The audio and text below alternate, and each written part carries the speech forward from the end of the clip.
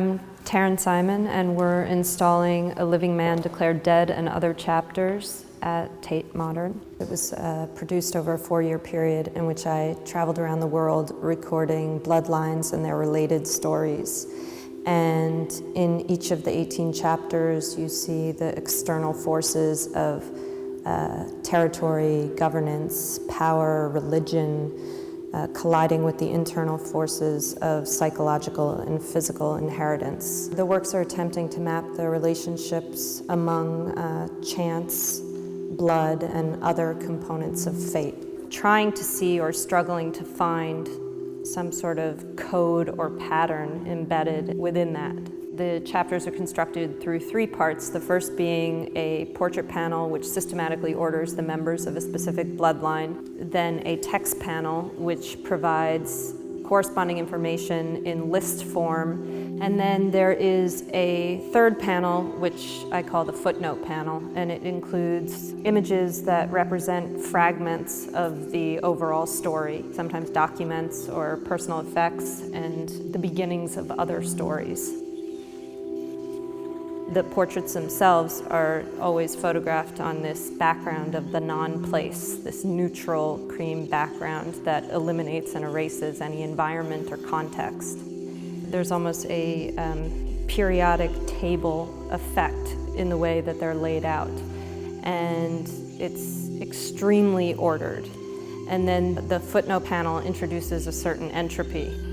There's a more abstract and less absolute configuration, whereas the portrait panels is very specifically ordered and something that I can't edit or curate. It is a specific determined line. And the work does seek to look at stories and individuals as past's future and future's past, and these ideas of repetitions and even that we're all sort of ghosts of another time and a time to come. Chapter 1 was produced in Uttar Pradesh, India. I documented a bloodline in which 4 members of the bloodline are actually listed as dead. Family members tried to interrupt the hereditary transfer of land by declaring other members dead so they could seize their land. So in that, I'm actually photographing individuals who on paper do not exist, and photography being the greatest proof of life, there's this strange irony between that. I was interested in the metaphor established in that work as something that can refer to the entire work. We are all steadily heading toward death.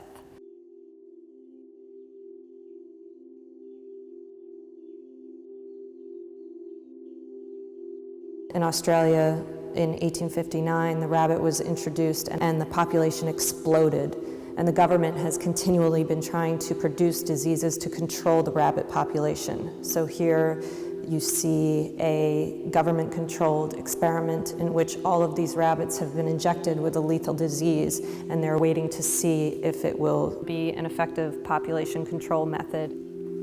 So since the taking of those photographs, all of those rabbits have died. And then in the footnote panel, you see a chocolate bilby, which the Hayes Chocolate, in collaboration with the Foundation for Rabbit-Free Australia, has been eliminating the production of Easter rabbits in chocolate and replacing that with the Easter bilby to popularize an animal that they're comfortable with keeping alive, because they want the public to be more comfortable with killing the rabbit.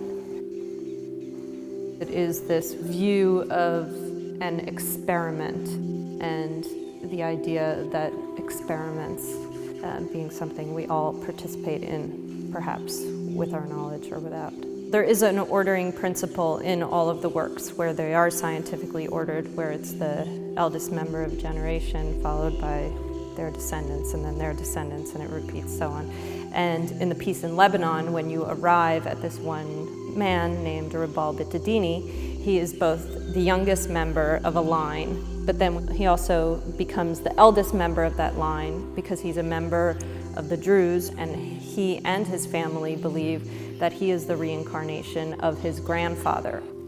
Therefore, when you arrive at him, the pattern repeats because he is both his father's son, and his father's father. So the pattern keeps going and going and going. It also tries to consider this idea that we keep going, people keep being produced. Does that all amount to some sort of evolution, or are we on repeat? I don't know that there is an answer. It's kind of this relentless cycle that just keeps going, and people are born and people die and the stories keep coming and coming. It's kind of this unending machine-like churning out of stories and individuals, and to what end is completely unknown. I guess I'm trying to organize it for myself.